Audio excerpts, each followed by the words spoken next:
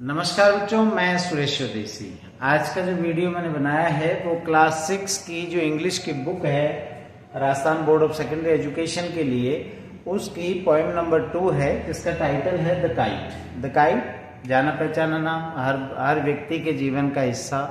पतंग उड़ाना सभी को पसंद होता है, काइट फ्लाइंग सभी को पसंद होती है, तो उसी से जुड़ी हुई ये पोएम है। और पोइट जो हैं उन्होंने बहुत अच्छे से इस अपने विचार जो है इस काइट पोएम के थ्रू एक्सप्रेस करने की कोशिश की है। जो इसके पोइट हैं वो हैं अपने हैरी बैन इसके पोइट हैं, और उन्होंने जो है बहुत ही खूबसूरती के साथ इस पोएम में अपने विचारों को जो है एक्सप्रेस किया है। तो देखते हैं क्या इस पोएम में दिया हुआ है। ठीक है, फर्स्ट 2 लाइन्स इंट्रोडक्शन है। इंट्रोडक्शन सिंपल सा है। All of us like to fly kite, हम सबको अच्छा लगता है, पसंद होता है। और जयपुर तो खास करके फेमस है, प्रसिद्ध है पतंग उड़ाने के लिए, पतंग महोत्सव के लिए।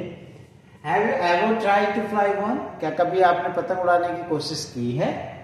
Read this poem about the kite as it flies in the sky. तो इसमें एक काइट के बारे में दिया हुआ है कि वो किस तरीके से जब आकाश में उड़ती है, स्काई में उड़ती है, तो उसके क्या क्या फीचर्स होते हैं, क्या कैरेक्टरिस्टिक्स हो सकती हैं, किस तरीके से वो फ्लाई करती है, ये सभी बातें इस चैप्टर में दी गई है। चलिए स्टार्ट करते हैं।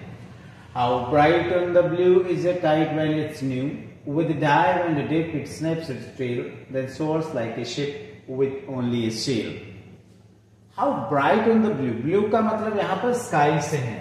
ब्लू का मतलब स्काई, क्योंकि काइट फ्लाई करती है तो वो आकाश में उड़ती है, स्काई में उड़ती है, और स्काई ब्लू कलर का है। तो how bright on the blue is a kite when it's new, जब काइट नई नई फ्लाई कराते हैं, हम उड़ाते हैं, तो वो काइट जब आकाश में उड़ती है, स्काई में जाती है, तो बहुत ही ब्राइट होती है, चमकीली तरीके से वो चमकती रहती है।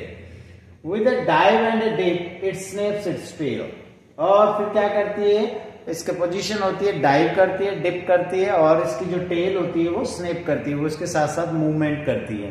तो with a dive and a dip it snaps its tail, then soars like a ship with only a sail. और फिर बाद में डिप करने के बाद, डाइव करने के बाद, ये ऊपर ऊंचाई में सोअर का मतलब होता है क्लाइंब अप या क्लाइंब हायर, ऊपर की ओर चढ़ना।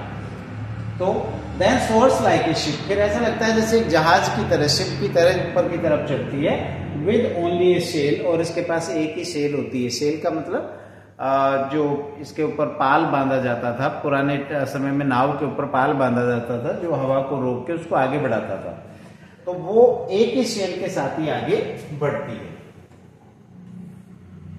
सेकंड स्टेंजा है, as over tides of wind it rides, climbs to the crest of a gust and pulls, then seems to rest as wind falls.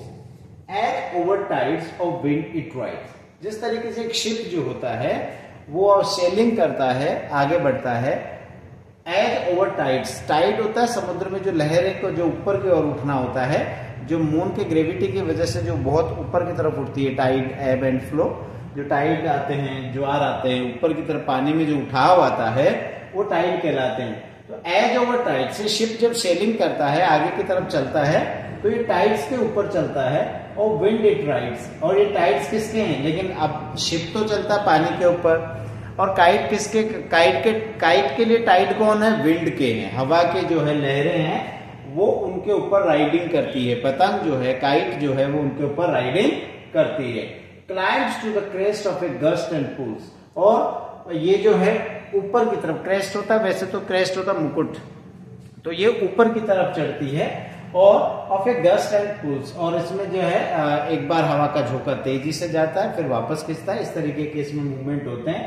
Then seems to rest, और फिर ऐसा लगता है कि ये, ऐसा लगता है काइट आराम कर रही है, वो ठहर जाती है। एज विंड फॉल्स, जैसे हवा का झोंका रुकता है या हवा का, एयर का, विंड का मूवमेंट स्टॉप हो जाता है, तो ऐसा लगता है कि काइट भी रेस्ट करने लग गई है।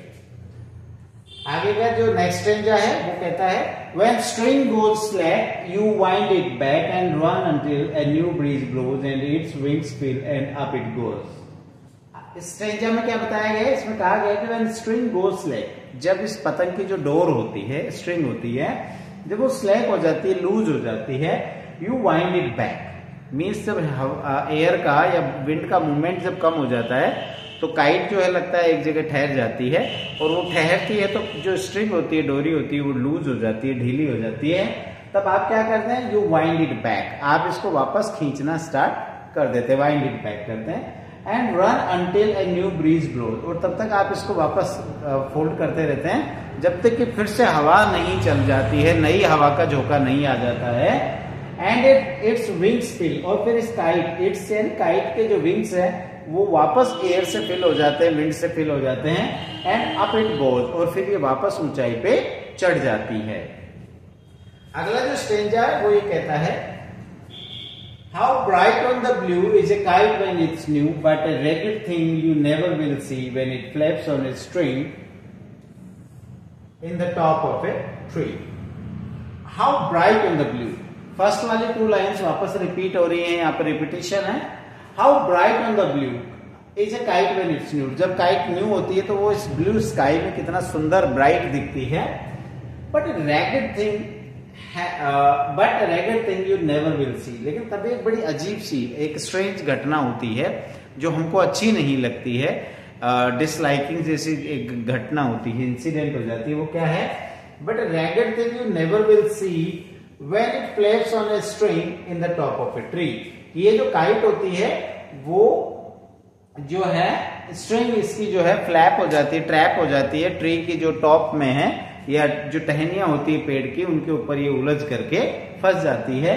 तो ये बड़ी विचित्र घटना होती है कि जब आप इसका आनंद ले रहे होते हैं उसी समय कुछ इस तरीके की घटना हो जाती है।